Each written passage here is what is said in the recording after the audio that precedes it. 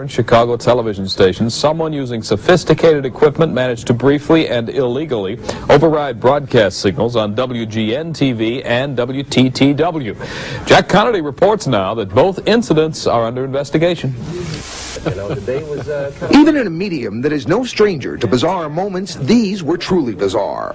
Starting first on WGN-TV at 9:14 Sunday night during a sportscast. 12 quarters finally did.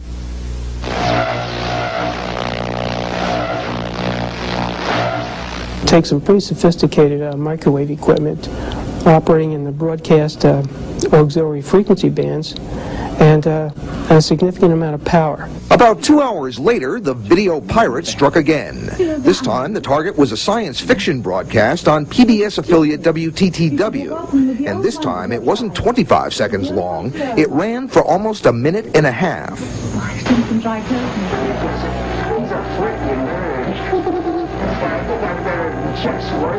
By this time, the pirate had managed to insert audio as well, along with a display of a marital aid and a portion of his or her anatomy. It generated hundreds of calls. Really kind of expressing sympathy over the fact that our signal would be interfered with in this way and that it would inconvenience so many thousands of our viewers. The incidents are now under investigation by the FCC and the FBI. But the odds, I'd say, if a guy continues to involve himself, either sporadically or continuously, it's very great that we will determine who it is. All early evidence points to someone with a broadcasting background. Someone who really knows the business and microwave in general. But the person in the Max Headroom disguise may not know how sophisticated officials can be in tracing this sort of thing. It leaves an electronic signature. And while it may have been a stunt, it is not treated as a joke. Chicago's video pirate could face a jail sentence and fines for his freelance exercise in public access. Jack Connolly, Fox 32 News. Jury deliberations tonight is trying to find out who's responsible for 2 acts of video piracy. Last night, someone broke into regular programming here on Channel 9 and on Chicago's public broadcasting station. As Larry Roderick reports, the first interruption took place during last night's 9 o'clock news. Sports anchor Dan Rowan had just started his Sunday night Bears report when the screen suddenly went black, then came back on with a new unruly presence, a man wearing a Max Headroom mask. We had been taken over by a video pirate for a short time, until technicians here changed microwave channels between the studio and the transmitter and knocked him off the air. And apparently somebody with some microwave equipment was able to interfere with our signal going to the Hancock transmitter. Now, this is not just anybody off the street. He has to have an electronic expertise of some level, right? Yes, he does. It takes very sophisticated equipment to do this at a significant power level. So this isn't something that just anyone would be able to accomplish. But Channel 9 wasn't alone in its Max Headroom appearance. There was even a longer episode on Channel 11, public broadcasting. Any way to learn? I'll get you a hot drink, miss. A little after 11 p.m., Doctor Who was knocked out by the Max look-alike, who pitched a soft drink, then performed a series of antics that station officials found less than humorous before the pirate himself pulled the plug. Fortunately, it was a self-destruct mechanism. It was beyond our control. We now have already implemented steps whereby we could take something like that off the air immediately if it were to occur again. It did, of its own volition, go off the air, as I say, after about a minute and a half. It annoyed some viewers. No, I just thought it would be just a slight mess-up, but that in the middle of the tape, it's going to be... You're going to have to tape over it. Angered others. Somebody wants to get attention, what do? They go break into a television broadcast.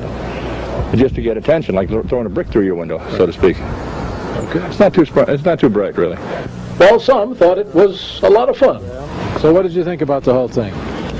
Very, very funny. It may seem rather humorous, but there is more to it than that. For when this person is caught, he or she will face both civil and criminal penalties.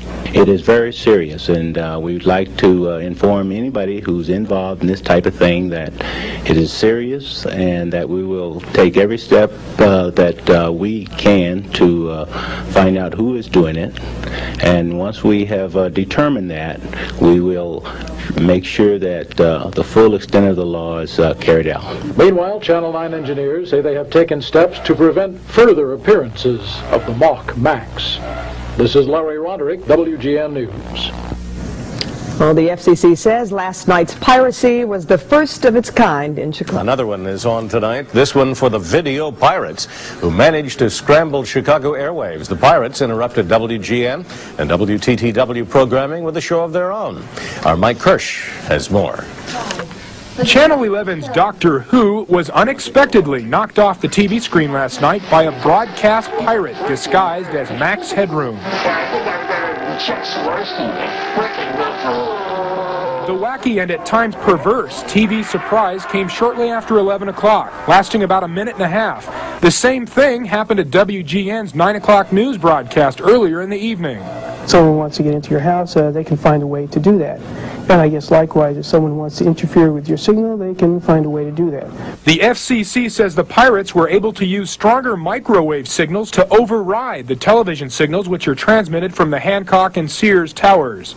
Like to inform anybody involved in this kind of thing that there's a maximum penalty of $100,000, 1 year in jail, or both. The broadcast pirate who broke into HBO programming about a year and a half ago and threatened HBO with this message was caught by the FCC and fined $5,000 and was put on 1 year probation. The FCC says the wise guys who pulled off this latest stunt are in very big trouble. Mike Hirsch, the 10 o'clock news. The FCC says or warns that should the pirate... Video pirate who raided 2 television broadcasts last night first hit WGN. Its signal was jammed during the news in the middle of the Bears highlights. The pirate mimicked the Max Headroom character that you see on TV. It takes some pretty significant equipment, technical equipment, and some knowledge of broadcast frequencies, microwave frequencies, and a lot of power. Less than 2 hours later, Channel 11's broadcast of Doctor Who was disrupted. The 90-second interruption ended with the video pirate's bare bottom being spanked with a fly swatter, but his punishment will be far worse if he is caught.